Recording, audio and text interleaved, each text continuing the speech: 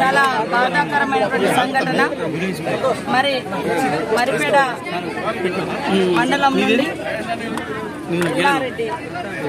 ఎల్లంపేట మహబూబాబాద్ జిల్లా డోర్నకల్ నియోజకవర్గం ఎల్లారెడ్డిపల్లి తండా ఎల్లంపేట తండా 15 రోజుల క్రితమే ఏదైతే మియాపూర్ దగ్గర ఉన్నటువంటి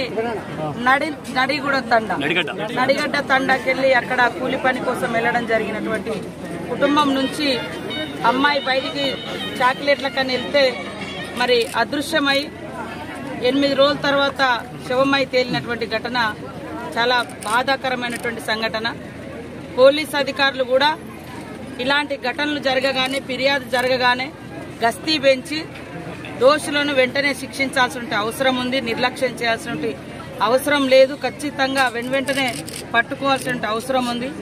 అంటే ఈ రోజు వరకు కూడా అసలు క్లూస్ అనేది దొరకట్లేవు అనేది అక్కడ స్థానికంగా రంగారెడ్డి జిల్లా పరిధిలో ఉన్నటువంటి పోలీస్ అధికారులు చెప్తా ఉన్నారు. ఇది ఇట్లా నిర్లక్ష్యం ఎట్టి పరిస్థితిలో ఉండకూడదు. ఒక ఎస్టీ బాలిక గతంలో కూడా ఈ ప్రాంతంలో మేము 2-3 ఘటనలకు కూడా రావడం జరిగింది. మైనర్ బాలికలు గాని మహిళల మీద గత కొన్ని సంవత్సరాల క్రితం గాని ఇక్కడ గుట్టలలో కూడా అమ్మాయిని రేప్ చేసి చంపేసినటువంటి పరిస్థితి కూడా మనం చూసినాము.